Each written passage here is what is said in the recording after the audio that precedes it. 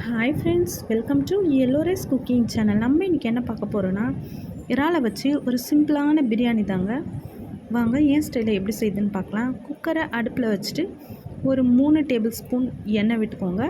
அது கூடவே 1/4 ஸ்பூன் சோம்பு, 2 பிரிஞ்சி இலை, ஒரு பெரிய சைஸ் பட்டை, 4 கிராம்பு, இது பேர் எனக்கு தெரியல, 2 ஏலக்காய், இது கூடவே அன்னாச்சி பூ, ஜாதி பத்திரின்னு சொல்லுவாங்க, அதையும் சேர்த்துட்டு நல்லா பொரிஞ்சதும் ஒரு கைப்பிடி அளவு புதினா சேர்த்துக்கோங்க.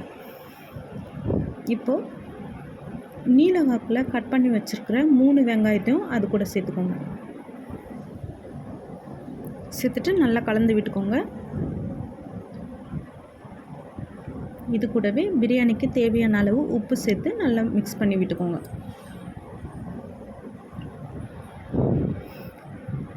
இப்போ பார்த்திங்கன்னா வெங்காயம் நல்லா வதங்கிடுச்சு. அது கூட இஞ்சி பூண்டு நசுக்கி சேர்த்துருக்கேன், மத்தில் வச்சு இடித்து தான் சேர்த்துருக்கேன். அது கூட 2 பச்சை மிளகாயும் சேர்த்துருக்கேன். குட்டி குட்டியாக நறுக்குன 2 தக்காளியும் சேர்த்து நல்லா மிக்ஸ் பண்ணி விட்டுக்கோங்க. தக்காளி, வெங்காயம் இதெல்லாமே நல்லாவே வதங்கியிருக்கணும். இது கூட 3 டேபிள் ஸ்பூன் தயிர் சேர்த்துருக்கேன்,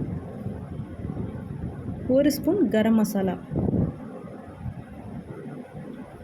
தயிர், கரம் மசாலா, வெங்காயம், தக்காளி கூட நல்லா மிக்ஸ் ஆகிற அளவு கலந்து விட்டுக்கோங்க. இப்போ ஆல்ரெடி மசாலா போட்டு எடுத்து வச்சுருந்த இறாலையும் அது கூட சேர்த்து நல்லா மிக்ஸ் பண்ணிக்கோங்க. இறாலில் பெரிய மசாலா ஒன்றும் இல்லை, 1/2 லெமன், 1 ஸ்பூன் தயிர், மிளகாய் பொடி, கரம் மசாலா, அவ்வளோதாங்க. இப்போ பார்த்திங்கன்னா இறாலை நல்லா வதக்கிக்கோங்க. இப்போது 2-3 நிமிஷம் குக்கரில் அப்படியே இருக்கட்டும். இப்போ பார்த்திங்கன்னா இறால்லேருந்து எண்ணெய் பிரிஞ்சு வர ஆரம்பிச்சிது. இதுதான் கரெக்டான பக்குவம். இப்போது இந்த ஸ்டேஜில் நான் இந்த பவுலில் 3/4 அளவு அரிசி எடுத்திருக்கேன். அதனால் 1/2 பவுல் தண்ணி விட்டுருக்கேன். 1/2 பவுல் தண்ணி கரெக்டாகவே இருக்கும். இந்த மாதிரி நல்லா மிக்ஸ் பண்ணிவிட்டு உப்பு காரம் சரியாக இருக்கான்னு பாருங்கள். காரம் இல்லாதனால நான் கொஞ்சமாக மிளகாய் பொடி சேர்த்துருக்கேன். இப்போ நல்லா மிக்ஸ் பண்ணி விட்டுட்டு வாஷ் பண்ணி ஊற வச்சு எடுத்து வச்சுருக்கிற அரிசியை அது கூட சேர்த்துக்கோங்க. சேர்த்துட்டு மைல்டாக ஒரு மிக்சிங் கொடுத்துட்டு இது கூடவே ஒரு கைப்பிடி அளவு புதினாவை சேர்த்து குக்கரை மூடி போட்டுட்டு 3 விசில் வந்ததும்,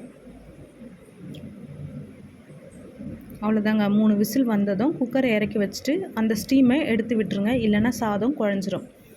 அவ்வளோதாங்க, ஒரு ரைஸ் கூட உடையாமல் நம்மளோட அட்டகாசமான இறால் பிரியாணி ரெடி. அப்புறம் என்னங்க, சர்வ் பண்ண வேண்டியது தான். சேனல் பிடிச்சிருந்தால் லைக் பண்ணுங்கள், ஷேர் பண்ணுங்கள், கமெண்ட் பண்ணுங்கள், சப்ஸ்கிரைப் பண்ண மறந்துடாதீங்க. தேங்க்யூ.